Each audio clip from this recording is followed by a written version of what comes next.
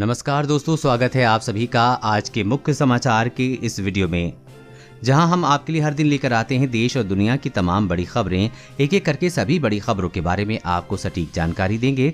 बस आप इस वीडियो के साथ अंत तक बने रहें। साथ ही आपसे एक छोटी सी रिक्वेस्ट है कि मुझे इस वीडियो को बनाने में बहुत मेहनत लगती है, तो इस मेहनत के लिए वीडियो पर एक लाइक जरूर कीजिएगा। साथ ही वीडियो के नीचे दिए गए इस लाल बटन को दबाकर चैनल को सब्सक्राइब कीजिए और इस घंटी को भी दबाइए ताकि आपको दिन भर की बड़ी खबरों की जानकारी लगातार मिलती रहे। तो चलिए दोस्तों, एक एक करके सभी बड़ी खबरों के बारे में जान लेते हैं। तो दोस्तों, आज की पहली बड़ी खबर की अपडेट की बात करें तो तीसरी लहर के डर से बच्चों को बेवजह मत खिलाएं दवा, खतरनाक हो सकता है नतीजा। जी हां, भारत में संभावित तीसरी लहर को बच्चों के लिए अधिक खतरनाक माना जा रहा है। इस संबंध में आम अभिभावकों के बीच डर पैदा कर दिया है, जिसमें कि बच्चों की इम्यूनिटी बढ़ाने के लिए तमाम तरह के नुस्खे अपना रहे हैं। बाल रोग विशेषज्ञों का कहना है कि बच्चों को स्वास्थ्य जीवन शैली में रखकर ही उनकी इम्यूनिटी को मजबूत किया जा सकता है। इसके लिए अलग से दवाएं देने की आवश्यकता नहीं है। उनका कहना है कि तीसरी लहर के डर से बच्चों को बहुत ज्यादा दवाई देना खतरनाक साबित हो सकता है। बाल रोग विशेषज्ञों का कहना है कि लॉकडाउन में बच्चों की लाइफस्टाइल पूरी तरह से बदल गई है। वो देर तक सोते हैं और फिर खाने पीने का सिस्टम भी गड़बड़ा जाता है। ऐसे में जरूरी है कि उनकी भोजन करने के और खेल का समय नियत रखना चाहिए। बच्चों की प्रतिरक्षा क्षमता वयस्कों के मुकाबले अधिक होती है। यही कारण है कि उन पर कोरोना संक्रमण का खतरा बुजुर्गों वयस्कों के मुकाबले न्यूनतम होता है। वहीं काढ़ा पीने से कोरोना वायरस से बचाव के अब तक कोई वैज्ञानिक प्रमाण सामने नहीं आए हैं।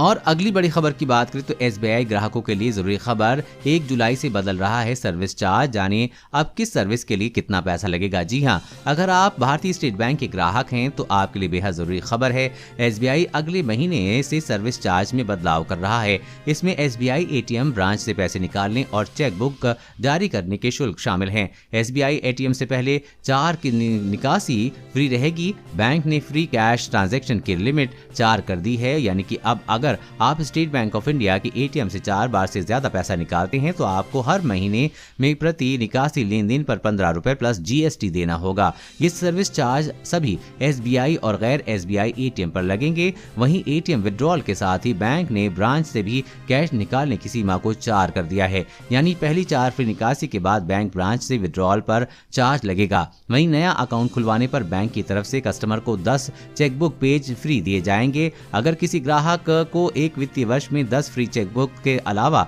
10 पेज वाला चेकबुक लेता है तो 40 रुपए प्लस जीएसटी लगेगा। और अगली बड़ी खबर की बात करें तो देश को जून दे रहा है सुकून। 58 दिन के सबसे कम स्कोर पर कोरोना, 1.20 लाख नए केस मिले हैं। मौत पर टेंशन बरकरार। जी हां, कोरोना वायरस के खिलाफ जंग में भारत जीत की ओर बढ़ता दिख रहा है। देश में जून अब सुकून देने वाला है, क्योंकि करीब 2 महीने बाद कोरोना के नए मामलों में सबसे बड़ी गिरावट देखने को मिली है। भारत में बीते 24 घंटे में कोरोना वायरस के करीब 1,20,000 नए केस सामने आए हैं, जो कि बीते 58 दिनों में सबसे कम है।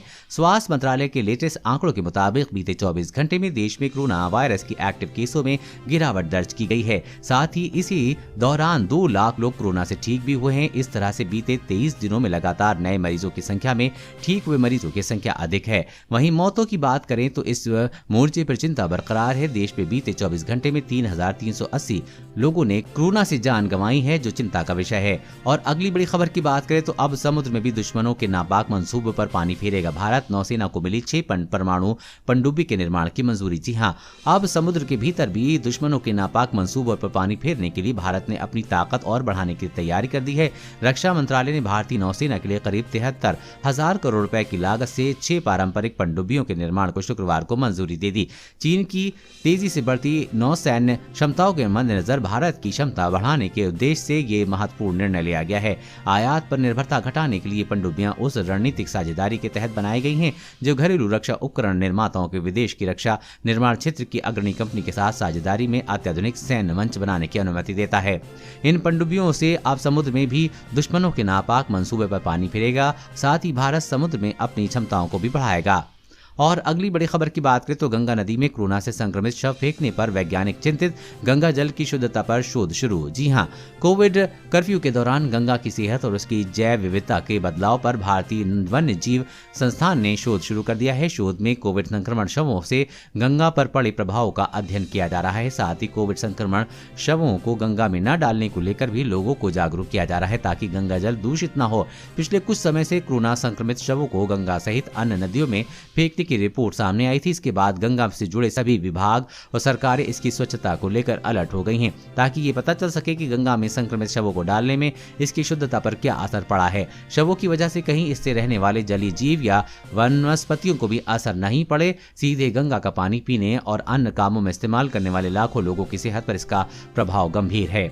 और अगली बड़ी खबर की बात करें तो 25 साल की महिला ने 9 बच्चों को दिया जन्म, 1 माह बाद ऐसी हो गई हालत। जी हां, मनुष्य की प्रकृति की अगर बात करें तो महिलाएं एक समय में 1 या फिर 2 बच्चों को ही जन्म दे सकती हैं, या फिर बहुत ही कम मामलों में ये 3 बच्चों को जन्म देती हैं। लेकिन अगर हम आपसे कहें कि एक महिला ने एक साथ पूरे 9 बच्चों को जन्म दिया है तो शायद आप इस बात पर यकीन नहीं करेंगे, लेकिन आपको बता दें कि ये एक सत्य की घटना है। जी हाँ, पश्चिमी अफ्रीका की माले की एक महिला की डिलीवरी पूरी दुनिया में चर्चा का विषय बन गई है। मात्र 25 साल की हलीमा नाम की इस महिला ने एक साथ पूरे 9 बच्चों को जन्म दिया है। जो कि इस घटना के बारे में सुन रहा है मानो उसके पैर के नीचे से जमीन खिसक गई है। डिलीवरी में कुछ दिक्कतें होने की वजह से वहां की सरकार की तरफ से महिला का मोरक्को में इलाज कराने के विशेष प्रबंध किए गए थे। बच्चों के जन्म के बाद उनकी हालत भी काफी नाजुक थी। फिलहाल बच्चों को ट्यूब के द्वारा दूध पिलाया जा रहा है और उनके वजन को भी बढ़ोतरी हो रही है। अब इनका वजन 800 ग्राम और 1.4 किलोग्राम के बीच हो गया है। इन 9 बच्चों में 5 लड़कियां और 4 लड़के शामिल हैं। बच्चों की मां इनके पास ही रह रही है और इन बच्चों को बिना किसी सहायता की जिंदगी शुरू करने में अभी 1.5 से 2 महीने का समय और लगेगा। बता दें कि 10 डॉक्टर और 25 नर्सों की मेडिकल टीम ने ऑपरेशन के जरिए ये डिलीवरी कराई थी। और अगली बड़ी खबर की बात करें तो तीसरी लहर से पहले खुशखबरी, देश में बच्चों को इसी माह से मिल सकेगी वैक्सीन। जाने कहां तक पहुंची है तैयारी। जी हां, कोरोना की तीसरी लहर के लिए बच्चों के ज्यादा घातक होने की खबर के बीच एक अच्छी खबर है कि बच्चों के लिए भी देश में जल्द वैक्सीन उपलब्ध हो सकती है। केंद्र सरकार ने संकेत दिया है कि बच्चों के लिए कोरोना टीका इसी महीने आ सकता है। सरकार के मुताबिक जायडस कैडिला के टीके को जल्द ही मंजूरी दी जा सकती है, जिसके परीक्षण 12 से 18 साल की आयु के बच्चों को भी किया है। नीति आयोग के सदस्य डॉक्टर वी के पॉल ने प्रेस कॉन्फ्रेंस के दौरान कहा कि अभी कोवैक्सीन के बच्चों पर परीक्षण शुरू हुए हैं, लेकिन इसके पूरे होने से ज्यादा समय नहीं लगेगा क्योंकि परीक्षण प्रतिरोधक क्षमता के होते हैं, जबकि जायडस कैडिला के टीके के परीक्षण बच्चों पर हो चुके हैं। उम्मीद है कि अगले 2 सप्ताह में वो लाइसेंस के लिए आ सकती है। टीकों को मंजूरी देने समय इसे बच्चों को देने पर निर्णय लिया जा सकता है, यानी कि इसी महीने टीका उपलब्ध हो सकता है।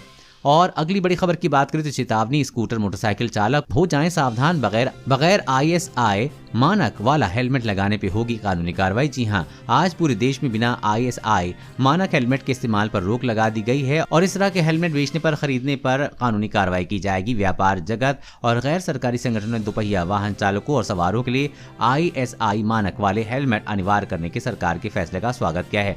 2 व्हीलर हेलमेट मैन्युफैक्चरर एसोसिएशन के अध्यक्ष राजीव कपूर ने फैसले का स्वागत करते हुए कहा है कि नया नियम समय की मांग है। इस नए कानून का उल्लंघन करने वालों को दंडित करने का फैसला किया गया है। कोई भी व्यक्ति जो बिना ISI मानक हेलमेट का निर्माण, भंडारण, बिक्री या आयात करता है तो उसे 1 साल तक कैद का न्यूनतम 1 लाख रुपए का जुर्माना हो सकता है, जो कि 5 लाख रुपए तक बढ़ाया भी जा सकता है। इसके अलावा देश में केवल BIS ISI प्रमाणन वाले हेलमेट बेचने की अनुमति होगी।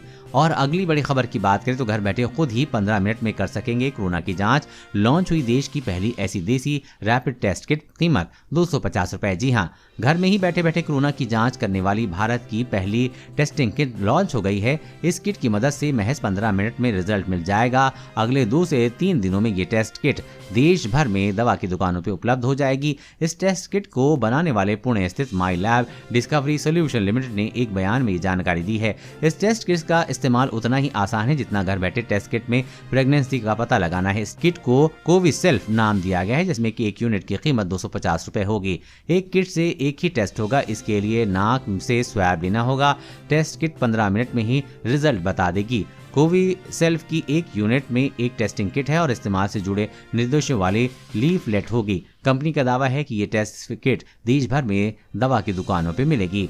और अगली बड़ी खबर की बात करें तो चलिए दोस्तों फटाफट जान लेते हैं आज के ताज़ा मौसम समाचार अपडेट के बारे में। तो आपको बता दें कि मानसून की वजह से देश के 13 राज्यों में तेज बारिश होने की संभावना के साथ ही ओले और बिजली गिरने की संभावना भी है। जी हां, मौसम में हर दिन फेरबदल हो रहा है, जिसके चलते मौसम विभाग ने बताया कि आने वाले कुछ घंटों में मानसून तमिलनाडु, पांडिचेरी और कर्नाटक के तटीय इलाकों तक पहुंच जाएगा, जिसके आज केरल, लक्षद्वीप और ज्यादातर हिस्सों में तेज बारिश होने की संभावना है। वहीं अगर बात करें कि मुंबई की, तो वहां मानसून पहुंचने में लगभग 2 से 3 दिन लग सकते हैं। मौसम विभाग के अनुसार मानसून अब अरब सागर की तरफ बढ़ रहा है, जिसमें महाराष्ट्र में मानसून के दाखिल होने के अनुकूल माहौल बन रहे हैं। अगले कुछ दिनों में ये कोंकण और गोवा में सक्रिय हो जाएगा, जिसके बाद से बादलों की गर्जना के साथ तेज बारिश होने की संभावना है। पंजाब, हरियाणा और दक्षिण पूर्व राजस्थान के कई हिस्सों में हल्की बारिश और गरज के साथ छींटे पड़ सकते हैं।